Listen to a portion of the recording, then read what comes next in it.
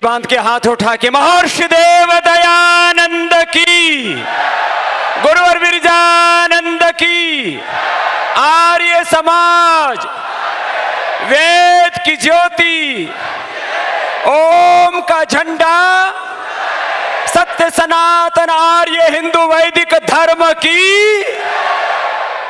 तो आज महर्षि दयानंद के सपनों को पूरा करने के लिए एक जोश और जुनून के साथ पूरे देश से और दुनिया भर से यहाँ आर्यजन आए हैं और विदेशों से भी लोग अभी नेट। तो इनके लिए एक एक शब्द सीखना हिमालय जैसा था, लेकिन उन्हें वेदों को, सनातन धर्म को जानने के लिए अपना सर्वस्व आहूत कर दिया। ऐसी साध्वी जी को एक बार पुनः बहुत बहुत अभिनंदन है, जिनको कुछ भी परिचय नहीं था हमारे सनातन हिंदू वैदिक धर्म का, उन्होंने उस धर्म को आत्मसात किया। तो महर्षि दयानंद का दो शब्दों में थोड़ा याद कर लें, जरा बहुत देर से बैठे हुए, जरा तालियों के साथ। अभी तो और संभलना है, अभी तो सब गाओ। ऋषि दयानंद के सपनों को, स्वामी दयानंद के सपनों को हमें पूरा करना है। अभी तो और संभलना है, अभी तो और संभलना है। आंधी वर्षा तूफानों में कभी नहीं भय खाए, आंधी वर्षा कभी नहीं भय खाए। जब हो संकट देश धर्म पर अपना फर्ज निभाए, जब हो संकट देश धर्म पर अपना फर्ज निभाए। प्राण भले ही जाए सतपथ से न डिगना है, अभी तो और संभलना है, अभी तो और संभलना है। जमा हुआ मुद्दत से जिनके मन पर मैल पुराना, जमा हुआ करतल ध्वनि मन पर मैल पुराना। पाखंडों के फंदों से है उनको हमें बचाना, पाखंडों को उनको हमें बचाना। भूले भटके फिरे जहां में गले लगाना है, अभी तो और संभलना है, अभी तो और संभलना है, अभी तो और संभलना है। ऋषि दयानंद के सपनों को, स्वामी दयानंद के सपनों को हमें पूरा करना है।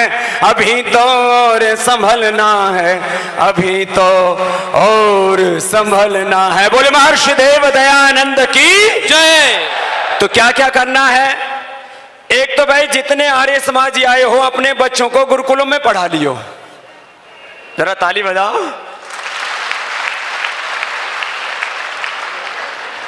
और भाई जो ये कहते थे कि गुरुकुल अच्छे नहीं हैं, तो तुम्हारे बच्चों के लिए 500 करोड़ के गुरुकुल तो बना दिए और 500 करोड़ के अगले साल तक बन के तैयार हो जाएंगे। 1000 करोड़ पे हमने उसी के लिए खर्च की है। और आने वाले लगभग 10 वर्षों में कम से कम 108 गुरुकुल महर्षि दयानंद के प्रति कृतज्ञता के रूप में हम बनाएंगे और महर्षि दयानंद के सपनों को पूरा करेंगे। ये तो गुरुकुलों के, नए गुरुकुलों की स्थापना की बात हुई।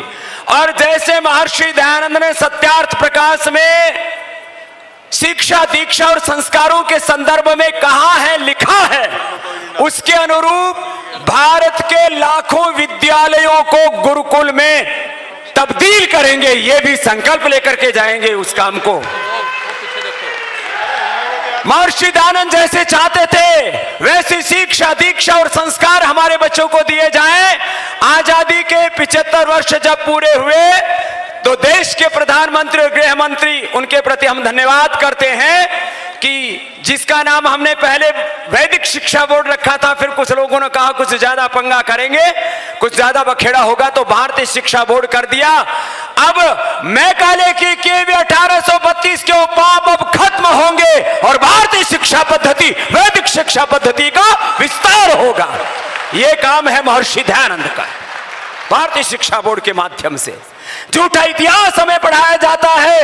यहां वो अकबर से लेकर के और हुमायूं, बाबर, पता नहीं क्या क्या, और अंतिम वो बहादुर शाह जफर जो डफर भाग गया था फिर रंगून में। उन मुगलों के इतिहास को हम पढ़ते थे और कहते थे अकबर महान। अब देश के लोग अकबर महान नहीं पढ़ेंगे, अब पढ़ेंगे गौतम, कणाद, जैमिनी, पाणिनि, पतंजलि, महर्षि दयानंद महान हैं। महान है राजगुरु चंद्रशेखर, सुखदेव, भगत सिंह, रानी लक्ष्मीबाई, वीर महाराणा प्रताप, सप्तऋषि, शिवाजी महाराज, उन वीरों का इतिहास पढ़ाया जाएगा। इतिहास भी हमारे बच्चे से ही पढ़ेंगे। जब संस्कृत की किताब पढ़ेंगे, जब हिंदी की किताब पढ़ेंगे और जब इंग्लिश की किताब पढ़ेंगे, भाषा बोध के साथ उनको वेद का भी बोध होगा। ऐसा भारत में अब नया शिक्षा का अभियान चलेगा। यह महर्षि दयानंद के प्रति हमारी कृतज्ञता होगी। तो ऋषि दयानंद के सपनों को पूरा करने के लिए, जैसे महर्षि दयानंद चाहते थे कि शिक्षा की गुलामी से देश को मुक्ति दिलानी है, हमने 1857 का संग्राम लड़ा, लाखों लोगों ने अपने प्राणों की आहुति दी और 1947 तक 5 लाख से ज्यादा लोग, वीर वीरांगनाओं ने अपने जीवन को आहूत करके राजनीतिक आजादी तो दिला दी, लेकिन शिक्षा की आजादी अभी मिली न थी। तो हम टंकारा की इस धरती से, ऋषि की पुण्य भूमि से हम संकल्प लेते हैं, महर्षि दयानंद के सपनों की शिक्षा व्यवस्था हम भारत में लेकर के आएंगे। अब इसके लिए हजारों, लाखों, करोड़ रुपए भी लगेंगे। कम से कम 1 लाख करोड़ रुपए खर्च होंगे इस काम में। कितने? अरे तुमसे ले लिया क्या? जोर से बोल तो दो। 1 लाख करोड़ रुपए कहां से आएंगे? कोई डाका डाल के लाएंगे? ये सामने वाले कह रहे बाबा जी आप लगाओगे। ये पूज्य रमेश भाई जी कह रहे थे स्वामी जी वो कंपनी जो लिस्टेड करवाई थी उसकी मार्केट कैप 30,000 है ना। मैंने कहा भाई शिव पुराने जमाने की बात होगी, अब 60,000 हो गए, जल्दी 1 लाख करोड़ होने वाली है, 5 लाख करोड़ भी होगी। और ये सारा पैसा महर्षि दयानंद के सपनों को पूरा करने के लिए लगाएंगे। अरे अपने लिए क्या चाहिए? ये 2 चद्दर ये तो हमने लोक लज्जा के लिए पहन रखे, गुरुकुल में लंगोटी पहन करके पढ़े। महर्षि दयानंद के लंगोटी वाले चेले हैं। महर्षि दयानंद ने भी ये वस्त्र जो है वो लोक लज्जा के लिए पहने थे। महर्षि दयानंद की सपनों की शिक्षा व्यवस्था, महर्षि दयानंद के सपनों की चिकित्सा व्यवस्था और महर्षि दयानंद के सपनों का मनुष्य का निर्माण, जिसके लिए पूज्य भाई श्री, जिसके लिए पूज्य मुनि जी, हमारी पूज्य साध्वी जी और पूज्य आचार्य बालकृष्ण जी की तरफ से भी मैं ही बोल रहा हूं, क्योंकि हिमालय में जड़ी बूटी ढूंढने के चक्कर में ज्यादा ऊंचे पहाड़ पर चढ़ गए, ठंड में और ठंड इनके गले में बैठ गई। तो एक बार पूज्य आचार्य श्री बालकृष्ण जी का भी जोरदार अभिनंदन है, उनकी तरफ से भी मैं बोल रहा हूं। बोलने का काम मैं घने दिनों से कर रहा हूं और गला मेरा भगवान ने एकदम चकाचक दे रखा है, कोई दिक्कत नहीं है। बोलो महर्षि देव दयानंद की। तो सुनो, वेदों को अब घर में लाना है, वेदों को अब भारत ही नहीं पूरे विश्व में गूंजाना है। देखो मैं बहुत छोटी सी बात करूंगा क्योंकि इसके बाद अब डीए वाले भी बाट जोड़ रहे हैं, अब इसके बाद वहीं जाना है। मैंने जिसके लिए 50 साल लगाए, मैं 50 साल से योग को कर रहा हूं और जी रहा हूं। बचपन में मैंने सत्यार्थ प्रकाश पढ़ लिया। एक गांव में एक सन्यासी था, सत्यानंद नाम था, गांव के लोग उसको सत्यानाशी कहते थे। बोले ये गांव के बालक भगाने का काम करता है। वो भगाने का करता था या जगाने का करता था। हमने महर्षि दयानंद के सत्यार्थ प्रकाश को पढ़ा और आज पूज्याचार्य बालकृष्ण और स्वामी रामदेव और पतंजलि योग पीठ जो कुछ है महर्षि दयानंद की कृपा से है। और लोग कहते हैं गुरुकुल में पढ़ने वाला क्या कर सकता है, अब लोग कहते हैं गुरुकुल में पढ़ने वाला क्या नहीं कर सकता है। गुरुकुल में पढ़ने वाली हमारी श्रद्धामयी बेटियां यहां पर बैठी हैं। गुरुकुल के अब गुरुकुलों का भी पुनरुद्धार होगा। एक वेद का वाक्य, अवात वाही भेषजम विवात वाही यद्रपः त्वं हि विश्व भेषजो देवानाम दूत ईयसि। इस एक वेद मंत्र ने पूरे विश्व में योग की प्रतिष्ठा करा दी। यह है वेद की महिमा और इसीलिए महर्षि दयानंद को वेदों वाला स्वामी कहते हैं। तो सुनो भाई, कहने को तो बहुत कुछ है। महर्षि दयानंद के सपनों को पूरा करने के लिए देखो हमने आज तक का जीवन लगाया और अभी तो भाई हम जवान हैं, बुढ़े नहीं हुए। हाँ, कभी कोई गलत फहमी में हो। गणे तो सुबह उठ कर मुझे यूं ही देखे हो, बाबा जिंदा है अभी भी, फिर तो दहाड़ रहा है। मैंने कहा अभी नहीं, अभी तो कम से कम 50, 60, 70 साल तक और दहाड़ेंगे। और जन जन में योग की भी प्रतिष्ठा करेंगे। योग धर्म, वेद धर्म, ऋषि धर्म, सत्य सनातन वैदिक धर्म को हम केवल भारत में नहीं, युग धर्म के रूप में उसकी प्रतिष्ठा करेंगे। इंद्रम वरुणतो अप्तुरक्षणवंतो विश्वमार्य पापघ्नंतो, रावण का जो सपना था महर्षि दयानंद का, उसको पूरा करेंगे। तो भाई बहनों, हमें अपने गुरुकुलों को उभारना है। हमें अपने बच्चों को वो शिक्षा और संस्कार देने हैं कि तुम स्वस्थ रहो, समृद्ध बनो, सफल बनो, विजयी बनो, वीरता के गीत गाओ, कायर कमजोर बुज़दिल मत बनो, अपने शरीर को बलवान बनाओ। अस्मा भवतु नस्सनु अस्माकं वीरा उत्तरे भवंतो का उद्घोष करने वाले इन आर्य वीरों के लिए भी जोरदार अभिनंदन कर दीजिए। हमारे श्रद्धाचार्य श्री देवव्रत जी ने पूरा जीवन लगा दिया, भाई लाठी घुमानी इन्होंने हमको सिखाई थी। हाँ, एक बार जोरदार अभिनंदन है। वैसे इनको पद्मश्री नहीं, इनको मिलना चाहिए भारत रत्न, ऐसा काम किया है इन्होंने। और एक बात और कहता हूं, आज नहीं तो कल कोई भी सत्ता में हो, महर्षि दयानंद को भी भारत रत्न ये सत्ता देगी। अरे वो भारत रत्न है, विश्व रत्न है। इतने बड़े महापुरुष, कितना कितना तप किया है। हम अपने 200 वर्षों के इतिहास में हम अपने आर्यजनों को महात्मा हंसराज जी से लेकर के, स्वामी श्रद्धानंद जी से लेकर के, गुरुदत्त विद्यार्थी जी से लेकर के, और पूर्व पश्चिम उत्तर दक्षिण में, देश विदेश में जिन्होंने आर्य धर्म की ज्योत जलाई, उन सब महापुरुषों का को कृतज्ञता पूर्वक प्रणाम करते हुए एक बात अपने हृदय में सजो के रखे, हम एक व्यक्ति मात्र नहीं हैं, हमारे भीतर भारत और भारतीय वेद धर्म, ऋषि धर्म ऐसा समाहित हो जाए। मैं तो सुबह उठ करके इस संकल्प से अनुप्राणित करता हूं, मैं एक व्यक्ति नहीं, मैं महर्षि दयानंद का मूर्त स्वरूप हूं, उनके सपनों का उत्तराधिकारी हूं, मैं उनका पहरेदार हूं। मेरी ये जिम्मेदारी है कि जो महर्षि दयानंद के सपने थे हमें उनको पूरा करना है। इस संकल्प के साथ हम सब रोज प्रभात में संकल्पित हों। हम तो यहाँ पर अभी 3 दिन पहले आने का कार्यक्रम बना, क्योंकि हमारे भद्र पुरुषों ने, आर्य भद्र पुरुषों ने हमको बहुत देर में निमंत्रण दिया, थैंक यू, अंग्रेजी में तो लेकिन बहुत बड़ा पुरुषार्थ किया इन्होंने। ये एक बात मैंने अभी आपको बताई है। और महर्षि दयानंद का कोई कार्यक्रम हो तो भाई किसी के बुलाने की जरूरत नहीं, जैसे महापुरुष यहाँ पर आए ऐसे सबको आना चाहिए। ये महर्षि दयानंद सबके हैं, केवल एक आर्य समाज के लिए नहीं है, केवल सार्वदेशिक प्रादेशिक सभाओं के नहीं है।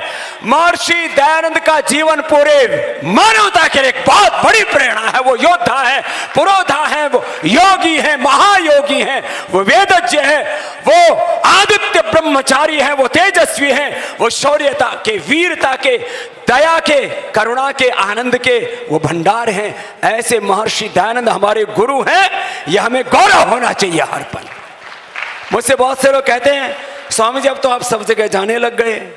मैंने कहा महर्षि दयानंद ने तो कहा था किरणवंतो विश्व हमारे, हम सब जगह नहीं जाऊंगा तो कोई आर्य समाजी घर में बैठ के बनेंगे लोग। अरे सब जगह जाएंगे, थोड़ी उनकी सुनेंगे, अपनी भी सुनाएंगे। बंदिशों से बाहर निकलो और सारी धरती पर महर्षि दयानंद की जय जयकार कर दो। ऐसे अपने जीवन को बनाएं, ऐसे अपने चरित्र को बनाएं। मैं एक बार फिर से भाई सुरेंद्र आर्य जी के लिए जोरदार ताली ठोको भाई, हरियाणवी में, हाँ जोरदार ताली, ऐसे नहीं। ये बहुत बड़ा योद्धा है हमारा, संकटों और संघर्षों के बीच में बहुत पुरुषार्थ करते हैं।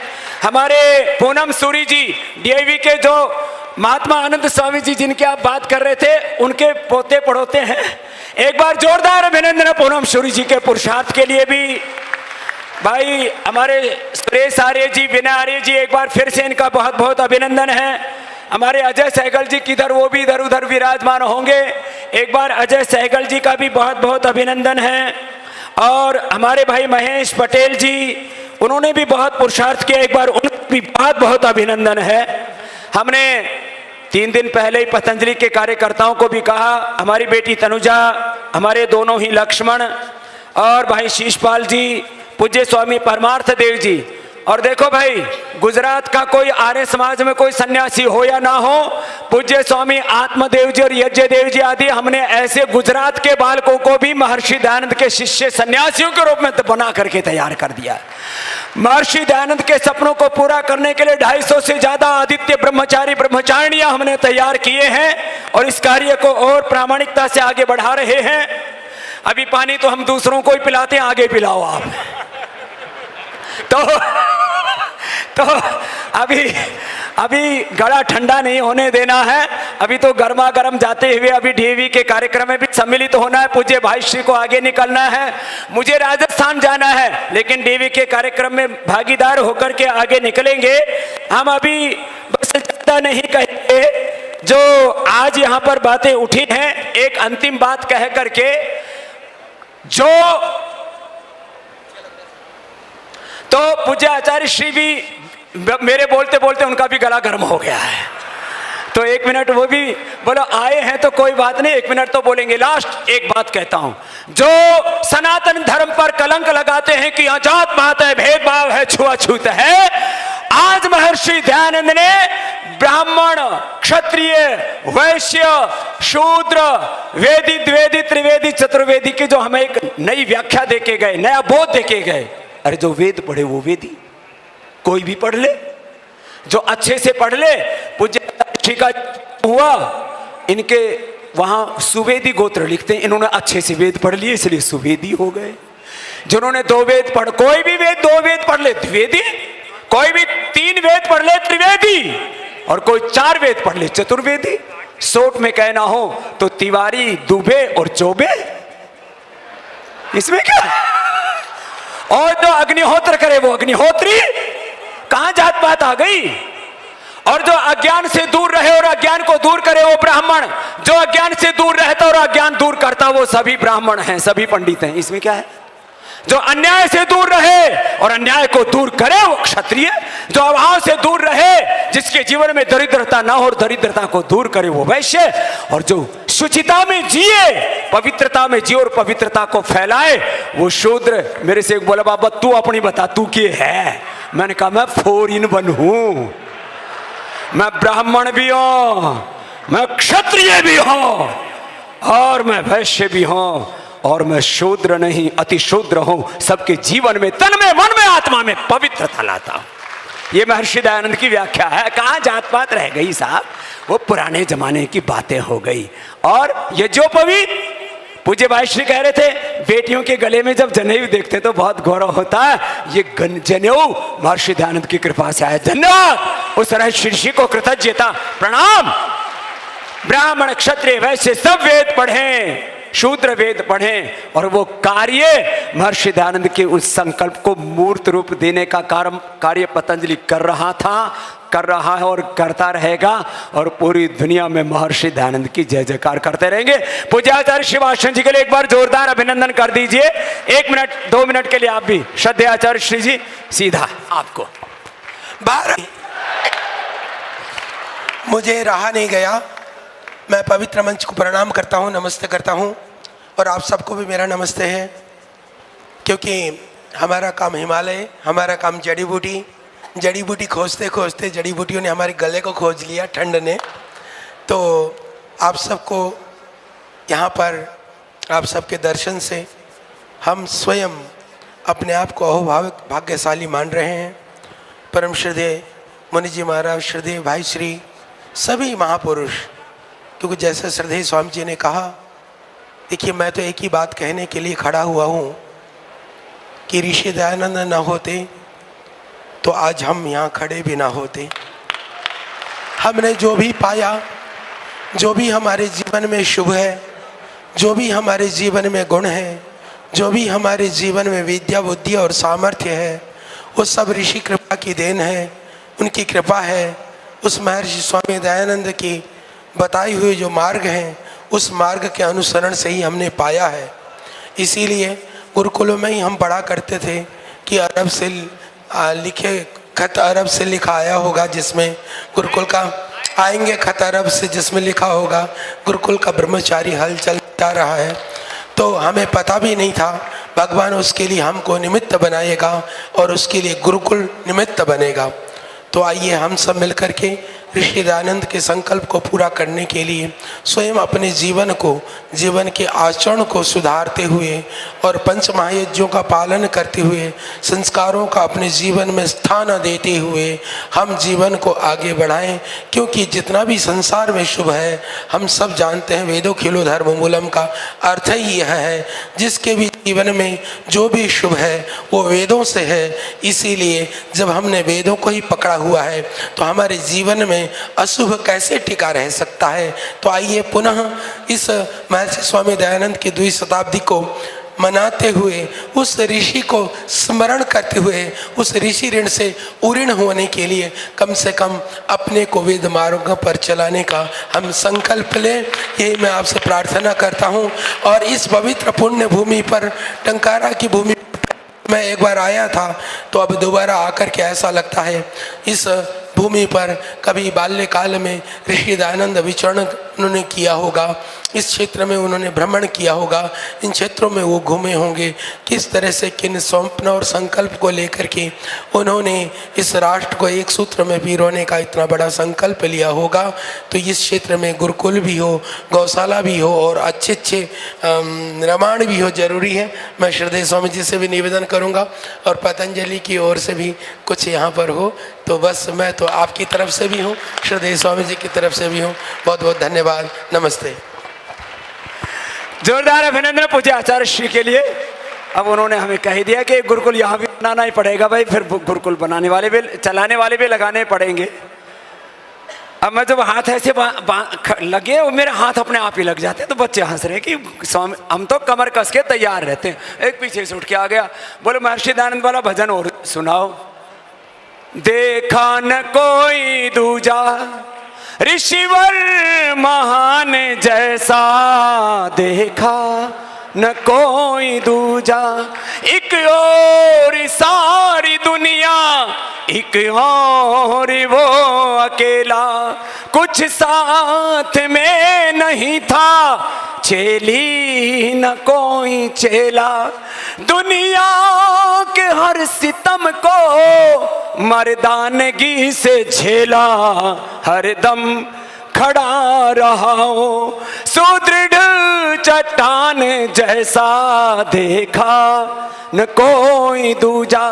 देखा किसी का दुख तो ऋषिवर की आंख रोई, जग के लिए ऋषि ने रातों की नींद खोई। देखे अनेक त्यागी ऋषिराज सा न कोई, दिल था विशाल इतना है आसमान जैसा, देखा न कोई दूजा। आर्यो तुम समाधि मेरी नहीं बनाना, मेरे तन की राख लेकर खेतों में जा गिराना।